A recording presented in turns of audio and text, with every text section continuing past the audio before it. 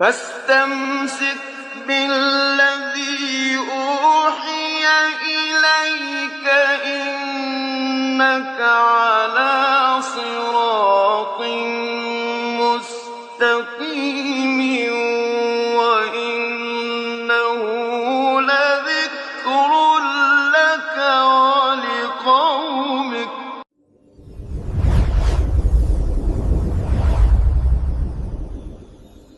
Bienvenue, chers spectateurs, dans une nouvelle lecture éclairante de la pensée de Monsieur Ali Mohamed Al-Shorafa Al-Hamadi.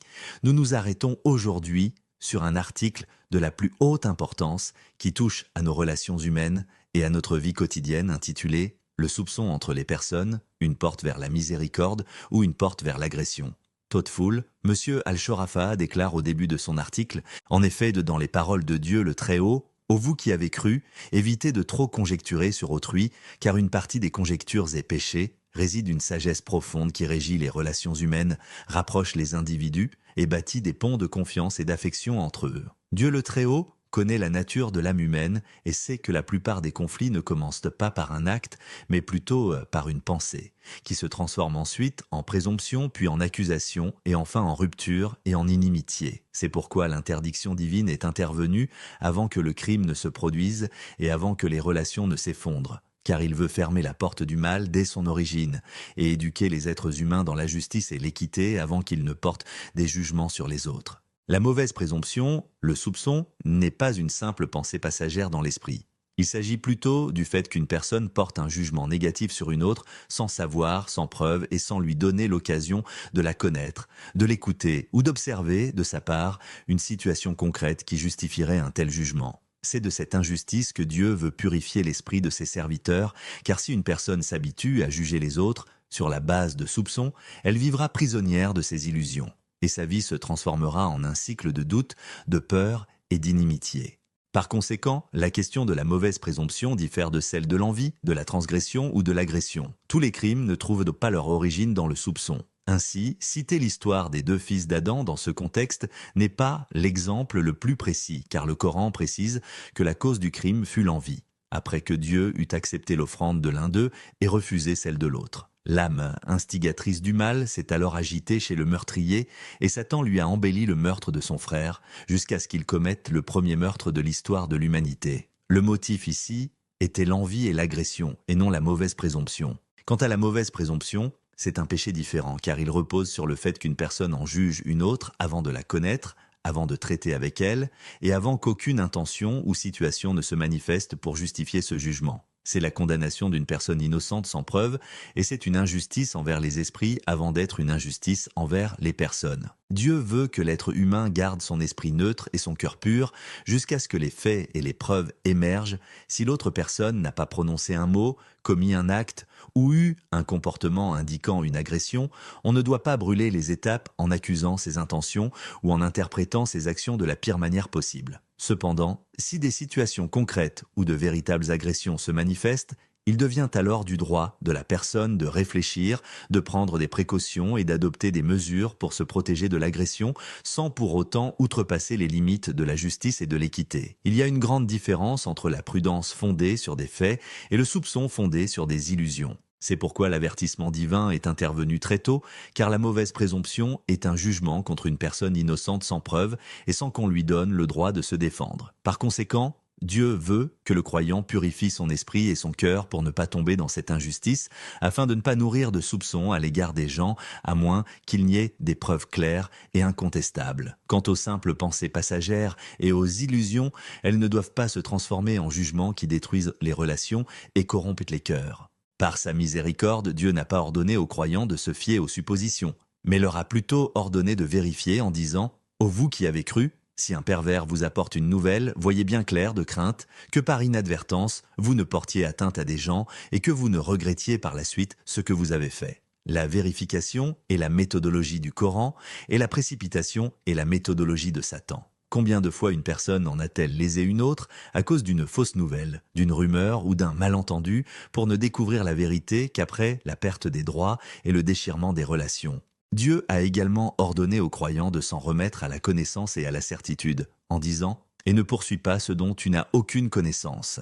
Louis, la vue et le cœur. Sur tout cela, en vérité, on sera interrogé. Ainsi, une personne est responsable devant Dieu de chaque jugement qu'elle porte, de chaque accusation qu'elle lance et de chaque mot qu'elle fonde sur des suppositions plutôt que sur des faits. Par conséquent, le Coran a fait de la connaissance le fondement et de la conjecture dépourvue de preuves un péché sur lequel on ne doit baser aucun jugement ni léser aucun droit. Le Coran ne s'est pas contenté d'interdire la mauvaise présomption, mais a également révélé la chaîne qui commence par elle et se termine par la corruption de la société en disant « Ô vous qui avez cru !» Évitez de trop conjecturer sur autrui, car une partie des conjectures est péché. Et n'espionnez pas, et ne médisez pas les uns des autres. C'est comme si le Coran dessinait les étapes de la déviation psychologique. Une personne commence par le soupçon qui la pousse ensuite à espionner à la recherche de ce qui confirmera ses illusions. Si elle ne trouve pas la vérité, elle la fabrique avec son imagination, ce qui la conduit finalement à la médisance et à la diffamation. Ainsi, le soupçon se transforme en une série de péchés consécutifs qui détruisent les mœurs et rompent les liens familiaux. De là se manifeste la grandeur de l'éducation coranique. Elle ne traite pas le crime après qu'il se soit produit, mais prévient ses causes avant qu'elles ne surviennent. Elle veut que l'être humain élève sa moralité afin qu'il ne juge personne si ce n'est avec connaissance, n'accuse personne si ce n'est avec des preuves claires, et ne fonde une position que sur la vérité. Si l'on atteint ce niveau d'équité et de justice, on s'élève moralement jusqu'à s'approcher des attributs des anges qui n'oppriment point et ne suivent d'un point les passions, mais s'en tiennent à la vérité que Dieu leur a ordonnée. Telle est l'intention de Dieu en purifiant l'être humain, qu'il soit juste dans son jugement, pur dans son cœur et équitable dans son regard sur les gens. Par conséquent, la mauvaise présomption est la première étincelle de nombreuses inimitiés personnelles et de problèmes sociaux, en particulier au sein de la famille. Combien de foyers le doute a-t-il détruit avant que la réalité ne le fasse? Combien de relations conjugales stables ont été embrasées par le soupçon pour devenir une bataille sanglante qui s'est terminée par un divorce? Et combien de frères, d'amis ou de partenaires ont été séparés par des illusions qui n'avaient d'existence que dans l'imagination? C'est pourquoi Dieu donne aux gens un avertissement proactif contre la précipitation et le jugement des événements par de mauvaises présomptions, car il vaut mieux prévenir que de guérir les conflits une fois qu'ils ont éclaté. L'une des plus grandes formes de déviation est de nourrir de mauvaises présomptions à l'égard de Dieu, car cela ruine la relation entre un être humain et son Créateur. Dieu le Très-Haut dit « Et afin qu'il châtie les hypocrites, hommes et femmes,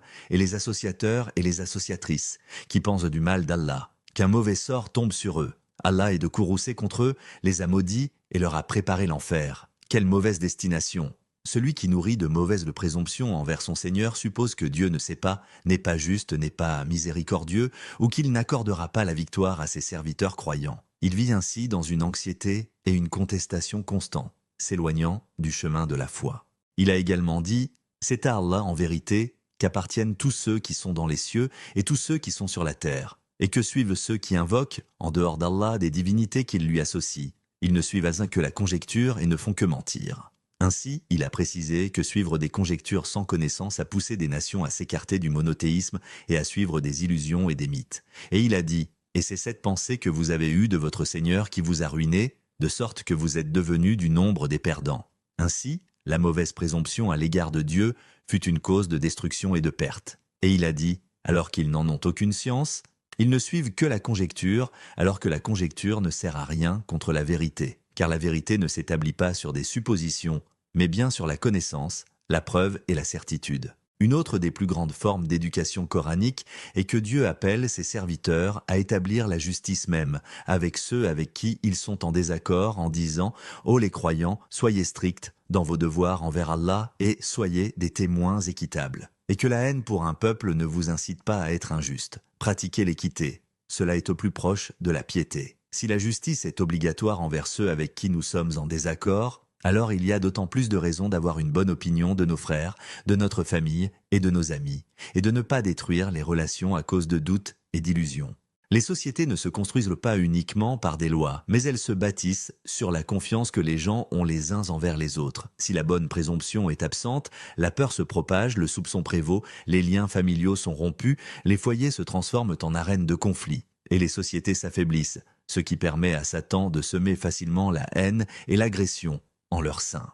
Par conséquent, par sa miséricorde envers les hommes, Dieu le Très-Haut veut les purifier. cultiver la morale de la vérification et de la justice dans leurs esprits et leurs âmes, et les mettre en garde contre la chute dans le péché de la mauvaise présomption. En effet, c'est l'une des portes de Satan qu'il utilise pour attiser les conflits, ruiner les relations et répandre la haine parmi les gens. Quant à la méthodologie de Dieu, elle exige de l'être humain qu'il garde un cœur pur et un esprit neutre, ne jugeant qu'avec connaissance, ne condamnant qu'avec des preuves et n'anticipant pas les événements par des illusions sans fondement. Si des faits émergent, chaque situation sera alors traitée en conséquence. Mais avant cela, le principe de base est l'innocence, la bonne présomption, la justice et l'équité. C'est ainsi que la vie des gens se construit sur la confiance, la miséricorde et la paix. Le Coran sert alors de méthodologie qui préserve la dignité humaine, maintient l'unité de la société et ferme les portes de la discorde avant qu'elle ne se transforme en différend, puis en conflit, et finalement en une agression dont l'étendue n'est connue que de Dieu.